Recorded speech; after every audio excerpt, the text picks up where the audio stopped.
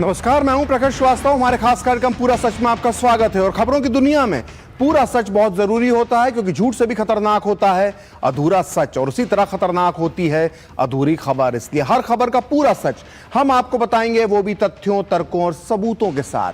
तो आइए बिना देर किए देखते हैं पूरा सच।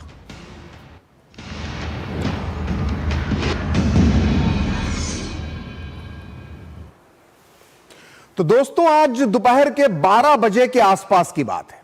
यह वो वक्त था जब सोशल मीडिया पर एक थोड़ी बहुत सी हलचल मचना शुरू हुई।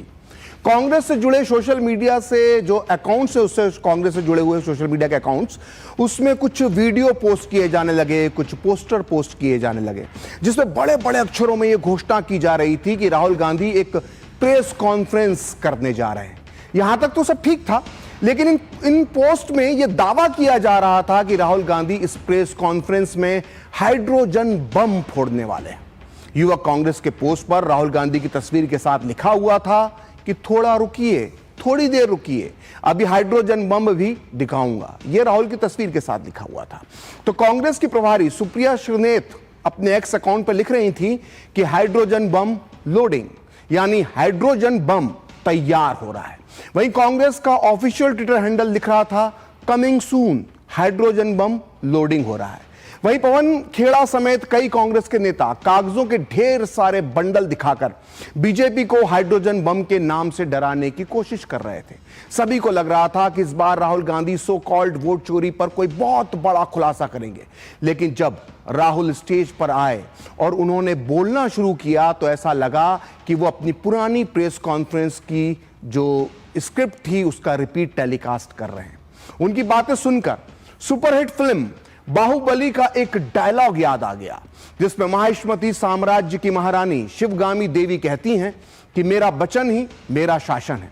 दरअसल इस डायलॉग को राहुल गांधी ने अपना आजकल ध्येय वाक्य बना लिया है।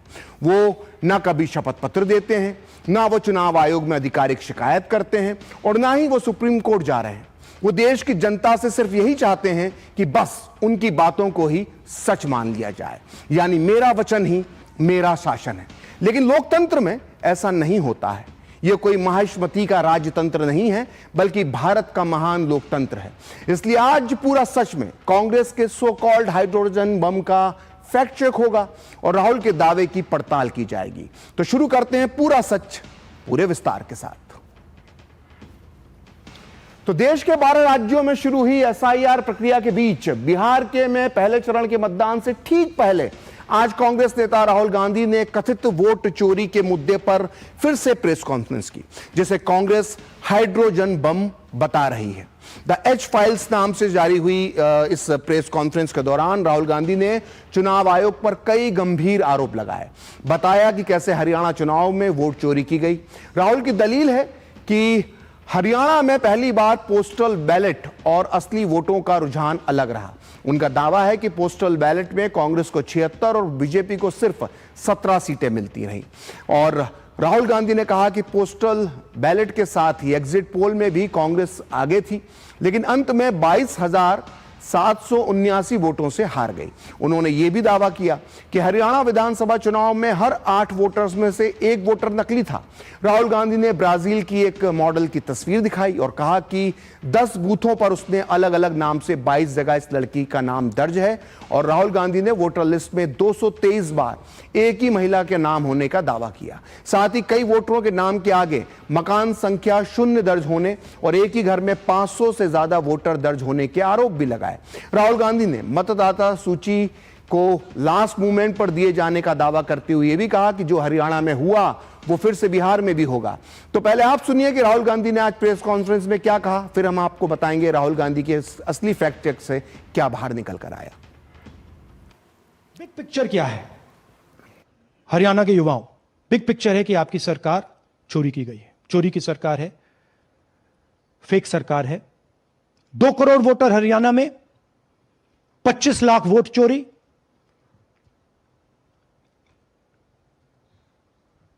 एक 8 में से 1 वोटर चोरी का।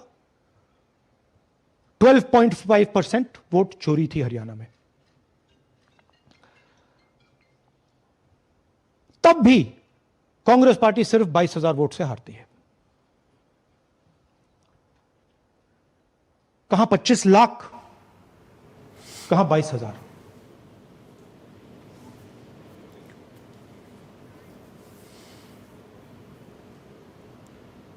तो राहुल गांधी के आरोपों पर हरियाणा के मुख्य चुनाव अधिकारी ने जवाब दिया है। उन्होंने 15 पॉइंट्स में विस्तार से समझाया है कि कैसे राहुल गांधी के दावे निराधार हैं और हरियाणा में विधानसभा चुनाव से पहले वोटर लिस्ट कैसे तैयार की गई। 2 अगस्त 2024 को मसौदा वोटर लिस्ट और 27 अगस्त 2024 को फाइनल वोटर लिस्ट प्रकाशित की गई और मान्यता प्राप्त राजनीतिक दलों के साथ इसे शेयर किया गया। लेकिन जिला मजिस्ट्रेट के पास ईआरओ के खिलाफ और जिला मजिस्ट्रेट के आदेशों के खिलाफ सीईओ के पास यानी चुनाव आयोग के सीईओ के पास कोई भी अपील दायर नहीं की गई। नाम वापसी की अंतिम तिथि तक मतदाता सूची को अंतिम रूप दिया गया और 16 सितंबर 2024 को हरियाणा के उम्मीदवारों के साथ इसे साझा किया गया। लेकिन मतदान के अगले दिन तक भी उम्मीदवारों की तरफ से दायर आपत्तियों की संख्या 0 थी। मतगणना के दौरान 5 शिकायतें या आपत्तियां रिटर्निंग ऑफिसर को दी गईं और नतीजे 8 अक्टूबर 2024 को घोषित किए गए और इसके बाद चुनाव को चुनौती देने के लिए 23 चुनाव याचिकाएं कोर्ट में दायर की गई। मतलब चुनाव आयोग साफ साफ कह रहा है कि हरियाणा चुनाव के समय किसी भी दल की तरफ से कोई भी आपत्ति दर्ज नहीं कराई गई और इलेक्शन कमीशन ने सभी काम पूरी पारदर्शिता के साथ किए और सभी आंकड़े हर पार्टी को समय समय पर साझा किए गए थे। यह चुनाव आयोग की दलील है। और इतना ही नहीं, राहुल गांधी ने मुख्य चुनाव आयुक्त ज्ञानेश कुमार पर झूठ बोलने के भी आरोप लगाए। राहुल गांधी ने चुनाव आयोग की प्रेस कॉन्फ्रेंस का वीडियो चलाया।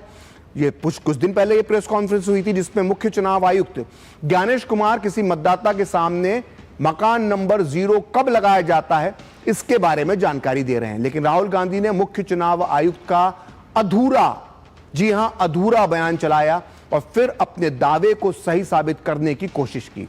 राहुल गांधी ने दावा किया कि मुख्य चुनाव आयुक्त कह रहे हैं कि मकान नंबर 0 उन लोगों के सामने दर्ज किया जाता है जिनके पास घर नहीं होते। लेकिन राहुल गांधी का यह दावा झूठा पाया गया क्योंकि मुख्य चुनाव आयुक्त ने यह भी बताया था कि देश में ऐसे लोग भी करोड़ों में हैं जिनके मकानों की संख्या ही नहीं होती है, तो उनके घर के सामने भी हाउस नंबर 0 दर्ज किया जाता है। ध्यान दीजिएगा, आपके जो गांव में घर होते हैं उनके कोई मकान नंबर नहीं होते, पुराने मोहल्लों में मकान नंबर नहीं होते। तो आप भी सुनिए राहुल गांधी ने क्या कहा और उसके बाद आप सुनिए मुख्य चुनाव आयुक्त ज्ञानेश कुमार का वो पूरा बयान जिसे आज राहुल गांधी ने काटकर आधा अधूरा दिखाया है और फिर आप फैसला कीजिए कि सच कौन बोल रहा है। ये देखिए ज्ञानेश जी का ज्ञान सुनिए जरा। ये कह रहे हैं कि हाउस नंबर 0 का मतलब होमलेस, जिसके पास घर नहीं है। इलेक्शन कमिश्नर खुलकर देश को झूठ बोल रहे हैं। हम यहां पे सच बोल रहे हैं और जो भी ये बोलेंगे हम इसको क्रॉस चेक करेंगे, डबल चेक करेंगे और आपके सामने रखेंगे। इनको सुनिए। 0 नंबर, आपको पता है इस देश में करोड़ों लोगों के घरों के पते के आगे 0 नंबर है। क्यों? क्योंकि पंचायत, म्यूनिसिपैलिटी, जिस घर में वो रहते हैं उन्होंने उनका नंबर नहीं दिया।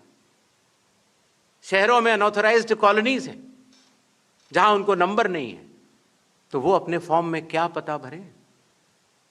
तो चुनाव आयोग के निर्देश कहते हैं अगर ऐसा कोई भी मतदाता इस देश में है, चुनाव आयोग उसके साथ खड़ा है और उसको नोशनल नंबर देगा। और चूंकि कंप्यूटर में जब उसको भरते हैं तो वो 0 दिखता है। इसका अर्थ ये नहीं है कि वो मतदाता नहीं है।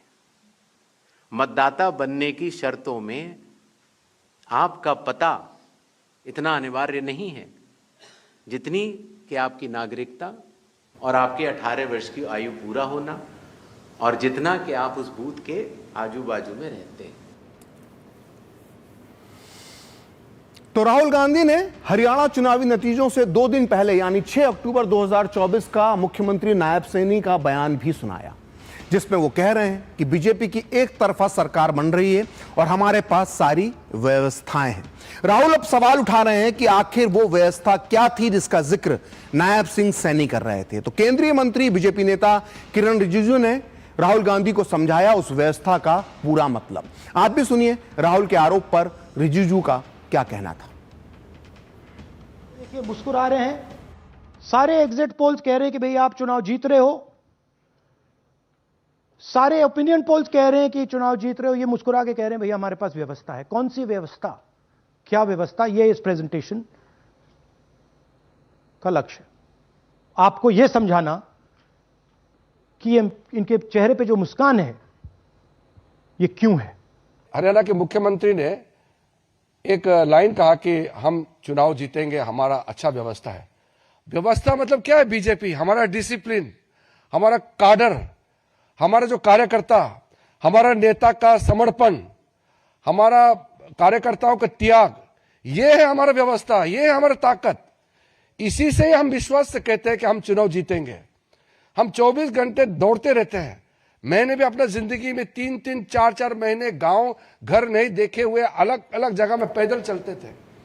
ये हम लोग का सिस्टम है बीजेपी का, ये हमारा व्यवस्था है। लेकिन राहुल गांधी को फिर भी लग रहा है कि हरियाणा में कांग्रेस की हार की वजह वोट चोरी है।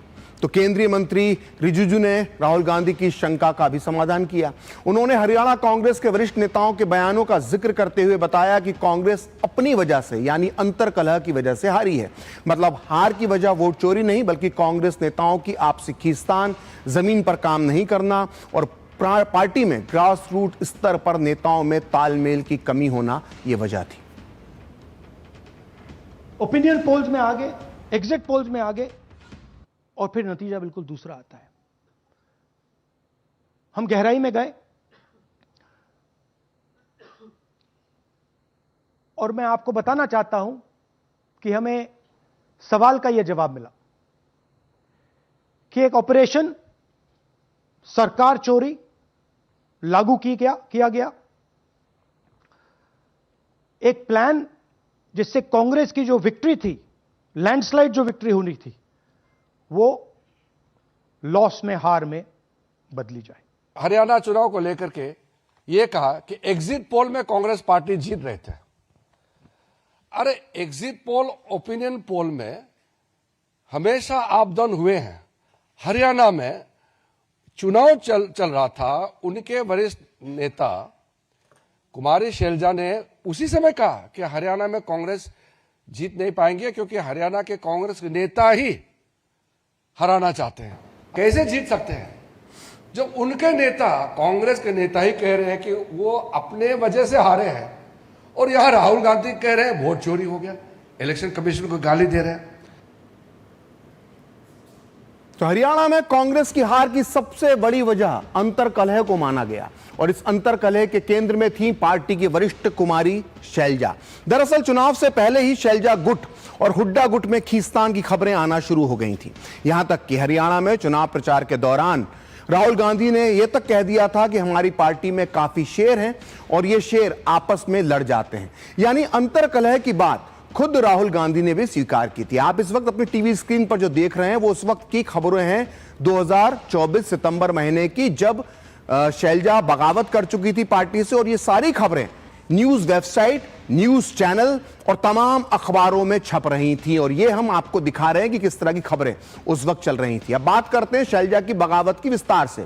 चुनाव प्रचार के आखिरी दिनों में कुमारी शैलजा घर बैठ गई, लेकिन मीडिया को वो बराबर इंटरव्यू देती रही और ऐसे एक इंटरव्यू में उन्होंने ये माना था कि वो विधानसभा चुनाव लड़ना चाहती थी, लेकिन वादा करने के बाद भी उन्हें कांग्रेस ने टिकट नहीं दिया। इस इंटरव्यू में कुमारी शैलजा ने यह भी कहा था कि उन्हें याद नहीं कि आखिरी बार हुड्डा से कब बात की थी, यानी हुड्डा और शैलजा के बीच बातचीत तक नहीं होती थी। कांग्रेस में अंदरूनी कलह इतना आगे बढ़ गई थी कि एक बार चुनाव प्रचार के दौरान मंच पर खुद राहुल गांधी को आगे आकर शैलजा और हुड्डा के हाथ आपस में मिलवाने पड़े थे, लेकिन फिर भी बात नहीं बनी। तो हरियाणा में अपनी हार के लिए भले ही राहुल गांधी चुनावी धांधली को जिम्मेदार ठहरा रहे हों, लेकिन हरियाणा की राजनीति समझने वाले ज्यादातर राजनीतिक पंडितों का यह मानना है कि कांग्रेस अपनी गलती की वजह से चुनाव हारी थी। तो आइए अब आपको बताते हैं कि वो कौन सी गलतियां थी जिसने हरियाणा में कांग्रेस का पूरा खेल बिगाड़ दिया। देखिए, कांग्रेस की पहली गलती भूपेंद्र सिंह हुड्डा पर जरूरत से ज्यादा भरोसा करना, ये उसे महंगा पड़ा। हाईकमान से फ्री हैंड मिलने के बाद हुड्डा ने न सिर्फ अपने समर्थकों को टिकट बांटे, बल्कि शैलजा समर्थकों को बहुत ही कम सीटें देकर एक तरह से साइडलाइन कर दिया, जिसके बाद कांग्रेस की जो कलह थी वो सार्वजनिक मंचों पर खुलकर सामने आ गई। भूपेंद्र सिंह हुड्डा और कुमारी शैलजा के बीच की लड़ाई का भी नुकसान कांग्रेस को उठाना पड़ा और राहुल गांधी ने शैलजा और हुड्डा के हाथ तो मिलवा दिए, मगर वो दिल नहीं मिला पाए। शैलजा की नाराजगी और टिकट बंटवारे में उनके समर्थकों को जगह नहीं मिलने के चलते शैलजा ने प्रचार से दूरी बना ली, क्योंकि वो हरियाणा में कांग्रेस की बड़ी दलित नेता हैं और ऐसे में उनका समर्थकों में जो संदेश था प्रचार ना करने का, उससे अच्छा संदेश नहीं गया और विधानसभा चुनावों में दलित वोट बैंक कांग्रेस से दूर चला गया, ऐसा जानकारों का मानना है। वहीं मौजूदा विधायकों का टिकट नहीं काटने की रणनीति भी कांग्रेस को भारी पड़ी। कांग्रेस को 2019 में 90 में से 31 सीटों पर जीत मिली थी और उनमें से 26 को फिर से टिकट मिला, लेकिन 12 ही फिर से जीत हासिल कर सके। कांग्रेस हरियाणा में जीत को लेकर अति आत्मविश्वास, ओवर कॉन्फिडेंस में थी और इसी वजह से उसने बिना गठबंधन अकेले चुनाव लड़ने का फैसला लिया। ऐसे में सत्ता विरोधी वोटों का बिखराव हुआ और आम आदमी पार्टी भी वोट बंटवारे का कारण बनी, जिसने कांग्रेस की नैया डुबोने का एक काम किया। इन सबके अलावा हरियाणा की जनता को कांग्रेस के चुनावी वादों पर भरोसा नहीं हुआ और जनता को पता था कि हिमाचल प्रदेश, कर्नाटक और तेलंगाना में कांग्रेस की गारंटी का क्या हाल हुआ है। खासकर हरियाणा में पड़ोसी राज्य हिमाचल की आर्थिक बदहाली और कर्नाटक का भ्रष्टाचार लगातार लोगों के सामने आ रहा था। रही सही कसर राहुल गांधी ने पूरी कर दी। विदेशी धरती पर देश का अपमान वो कुछ दिन पहले ही करके आए थे, हरियाणा चुनाव से पहले, और आरक्षण समाप्त करने वाले बयान भी उन्होंने विदेश में दिए थे। तो हरियाणा पहुंचने के बाद उन्होंने प्रदेश के युवाओं की तुलना डंकी से की और रही सही कसर जलेबी की फैक्ट्री लगाने वाले बयान ने पूरी कर दी। आपको याद होगा, राहुल गांधी ने कहा था कि हरियाणा में जलेबी की फैक्ट्री लगाएंगे और इस तरह खुद कांग्रेस की जलेबी बन गई। और फिर भी राहुल गांधी अब 1 साल बाद वोटर लिस्ट पर अपनी हार का ठीकरा फोड़ने पर जुट गए हैं। तो 2024 के हरियाणा चुनाव में कांग्रेस ने न केवल ऊपरी स्तर पर अंतर्कलह थी, बल्कि पार्टी के छोटे मोटे नेता भी हर विधानसभा सीट पर भीतर घात करते दिख रहे थे। यहां तक कि कांग्रेस के कई नेता चुनाव के दौरान अपना टिकट कटने की नाराजगी खुलेआम जाहिर कर रहे थे और इन्हीं में से एक थे, मतलब 3 लोग थे, पूर्व विधायक ललित नागर, शारदा राठौर और आदर्श पाल सिंह। आप भी देखिए किस तरह से इन्होंने रोते हुए, बिलखते हुए अपना गुस्सा, अपनी नाराजगी जाहिर की थी। मैंने तो राजनीति शुरू करी थी, मैं एक नौजवान था। पिछले 15 वर्ष के अंदर ना मैं कभी सत्ता में आया, ना मैंने कभी सत्ता देखी। मैं हमेशा विपक्ष की भूमिका निभाई और मैं बुढ़ापे के अंदर कदम रख दिया मैंने। क्या इसलिए कि जब सरकार आती नजर आ रही है तब मेरा टिकट काट दिया गया। कई साल पार्टी के लिए बहुत मेहनत की, घर घर गए, पार्टी के हर कार्यक्रम में बढ़ चढ़ के हिस्सा लिया। 10 साल सत्ता में रही, लेकिन आप सबके प्यार के बावजूद, आप सबके समर्थन के बावजूद, सर्वे में सबसे ऊपर आने के बावजूद पार्टी ने गलत फैसला लिया। पिता तुल्य मेरे बड़े भाई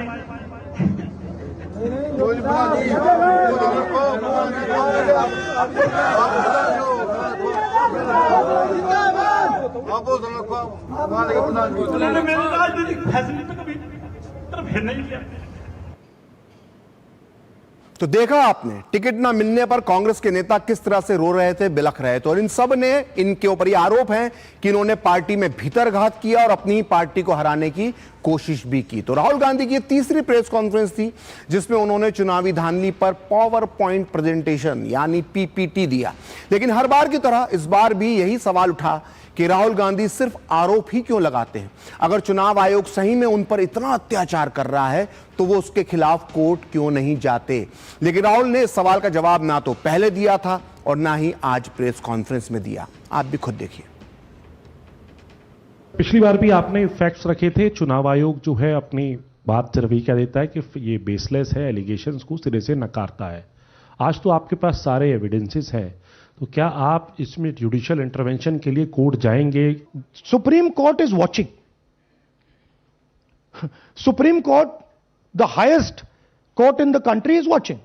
They have seen Madhepura presentation, they have seen Anand presentation, and now they have seen Haryana presentation. ये दिख रहा है, it is not hidden. We are not doing it in a quiet room, we are doing it in front of the Indian media. Everybody in India knows, and there is nothing here that can be questioned. तो सुना आपने, राहुल गांधी ने सारी जिम्मेदारी supreme court पर डाल दी है और साथ ही इस बात को वो टाल गए कि वो कोर्ट क्यों नहीं जाते हैं। आइए अब हम आपको इसके पीछे का पूरा सच बताते हैं। दरअसल इसी 10 सितंबर को एक याचिकाकर्ता मद्रास हाईकोर्ट गया था। उसने 7 अगस्त को एक प्रेस कॉन्फ्रेंस में राहुल गांधी के लगाए आरोपों के आधार पर एक याचिका दायर की थी। इस याचिकाकर्ता की यह मांग थी कि वोटर लिस्ट में हुई कथित हेराफेरी के आरोपों पर चुनाव आयोग अपनी स्थिति स्पष्ट करे। लेकिन हुआ यह कि मद्रास हाईकोर्ट ने ना सिर्फ यह याचिका खारिज कर दी, बल्कि याचिकाकर्ता पर 1 लाख रुपए का जुर्माना भी ठोक दिया। इस याचिका को ठुकराते हुए कोर्ट ने जो कहा था उसे ध्यान से सुनिए। कोर्ट ने कहा कि यह याचिका पूरी तरह से गलत आधार पर दाखिल की गई है। इसमें ठोस सबूत या स्वतंत्र अनुसंधान नहीं है। इसमें सिर्फ आरोप और प्रति आरोप का दोहराव है, रिपीटेशन है। यह याचिका अस्पष्ट है, यानी क्लियर नहीं है, और इसमें पर्याप्त विवरण नहीं है। यह याचिका खारिज की जाती है और याचिकाकर्ता पर 1 लाख रुपए का जुर्माना लगाया जाता है। यह आदेश चुनाव आयोग को अपनी ओर से निर्णय लेने या आगे कोई कार्रवाई करने से नहीं रोकता है। तो इस तरह से मद्रास हाई कोर्ट का यह फैसला किसी भी समझदार के लिए इशारा काफी है वाला मामला है। कांग्रेस पार्टी के अंदर दर्जनों बड़े बड़े वकील हैं, आपने देखा होगा, काला कोट पहन के वो प्रैक्टिस करते रहते हैं। शायद उन्हीं ने राहुल गांधी को यह सलाह दी होगी कि इस मामले में, यानी चुनाव आयोग से जुड़े मामले में, खुद होकर सुप्रीम कोर्ट नहीं जाना चाहिए। शायद कहीं ना कहीं कोई झिझक है और कहीं ना कहीं कोई डर जरूर है, ऐसा शक होता है। दरअसल इस डर की एक बहुत बड़ी वजह भी है। कोर्ट में मुंह की खाने के मामले में राहुल गांधी का जबरदस्त रिकॉर्ड है। राफेल हो या नोटबंदी, अग्निवीर हो या फिर चीन की तथाकथित घुसपैठ का मामला, राहुल गांधी ने हर बार जोर शोर से आरोप तो लगाया, लेकिन जब आरोप साबित करने की बारी आई तो उन्हें हर बार किरकिरी का सामना करना पड़ा। राहुल गांधी को सुप्रीम कोर्ट समेत देश की कई कोर्ट से फटकार पड़ चुकी है। आइए एक बार ये पूरी लिस्ट देख लेते हैं, क्लियर हो जाएगा। अभी इसी 4 अगस्त को सुप्रीम कोर्ट ने चीनी घुसपैठ और सेना पर दिए गए उनके अपमानजनक बयान पर राहुल गांधी को फटकार लगाते हुए कहा था कि अगर आप सच्चे भारतीय होते तो क्या इस तरह के बयान नहीं देते। और इससे पहले इसी केस में 4 जून 2025 को इलाहाबाद हाईकोर्ट ने कहा था कि अभिव्यक्ति की स्वतंत्रता के आधार पर सेना पर अपमानजनक बयान देने की छूट नहीं मिल सकती है। आप सभी जानते हैं कि राहुल गांधी आए दिन महान स्वतंत्रता सेनानी वीर सावरकर को अपमानित करते रहते हैं और इसी से जुड़े एक मामले में 26 अप्रैल 2025 को सुप्रीम कोर्ट ने राहुल गांधी को जमकर फटकार लगाई थी। सुप्रीम कोर्ट ने राहुल गांधी से पूछा था कि क्या आप स्वतंत्रता सेनानियों के साथ इसी तरह का व्यवहार करते हैं। वहीं मोदी सरनेम को लेकर की गई विवादित टिप्पणी पर भी 4 अप्रैल 2023 को सुप्रीम कोर्ट ने कहा था कि राहुल गांधी को बयान देते समय अधिक सावधान रहना चाहिए। इसी सरनेम के मामले में, इसी विवाद के मामले में 7 जुलाई 2023 को गुजरात हाई कोर्ट ने राहुल गांधी को यह कहते हुए राहत देने से इनकार कर दिया था कि उनके खिलाफ पहले से ही 10 आपराधिक क्रिमिनल मामले लंबित हैं। इसी तरह राफेल विमान खरीद विवाद में सुप्रीम कोर्ट का नाम लेकर गलत दावा करने की वजह से राहुल गांधी ने 8 मई 2019 को सुप्रीम कोर्ट में बिना शर्त माफी मांगी थी। और तो और एक मामले में 23 मार्च 2023 को सूरत कोर्ट ने राहुल गांधी के बारे में कहा था कि सुप्रीम कोर्ट की सलाह के बाद भी उनके आचरण में बदलाव नहीं आया है। और इसी तरह राहुल गांधी ने आरएसएस को महात्मा गांधी की हत्या के लिए जिम्मेदार ठहराया था, जिस पर 19 जुलाई 2016 को सुप्रीम कोर्ट ने राहुल को फटकार लगाते हुए कहा था कि आप किसी पूरे संगठन को की जो है वो सामूहिक आलोचना नहीं कर सकते हैं। तो यह है राहुल गांधी का कोर्ट में रिकॉर्ड और इसीलिए राहुल गांधी जो है वो कोर्ट जाने से डरते हैं या कहीं ना कहीं झिझकते हैं। तो देखिए आरएसएस मानहानि केस जिसकी हम बात कर रहे थे उसमें राहुल का क्या शुरू हमने देख लिया। तो पूरा सच में अब वक्त एक ब्रेक का, और ब्रेक के बाद बताएंगे कि हरियाणा के सीएम नायब सिंह सैनी ने राहुल गांधी के आरोपों पर क्या कहा।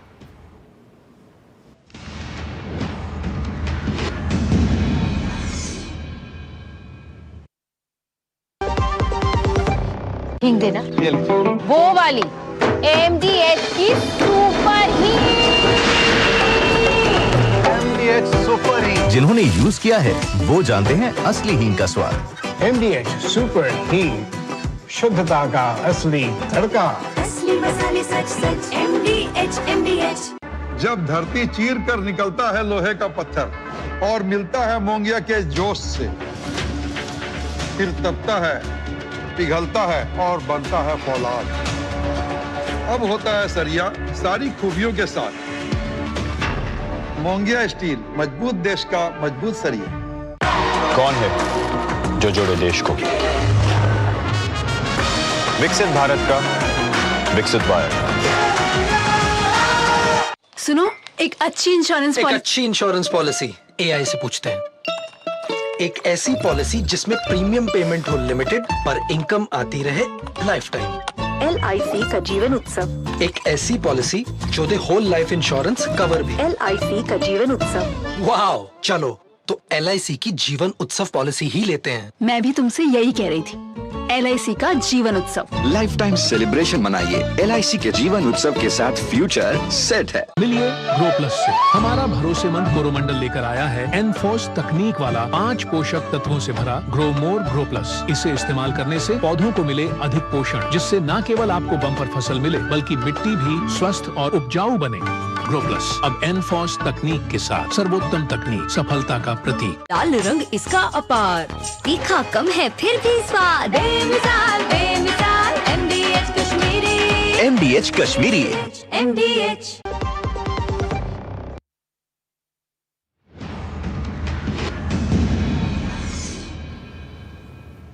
तो ब्रेक के बाद पूरा सच में आपका फिर से स्वागत है। और कथित वोट चोरी के ताजा आरोपों पर हरियाणा के मुख्यमंत्री नायब सिंह सैनी ने कहा है कि राहुल गांधी देश को गुमराह कर रहे हैं। देखिए, इसके ऊपर तो विषय में टिप्पणी नहीं करना चाहूंगा कुछ भी, परंतु देश को गुमराह करने का काम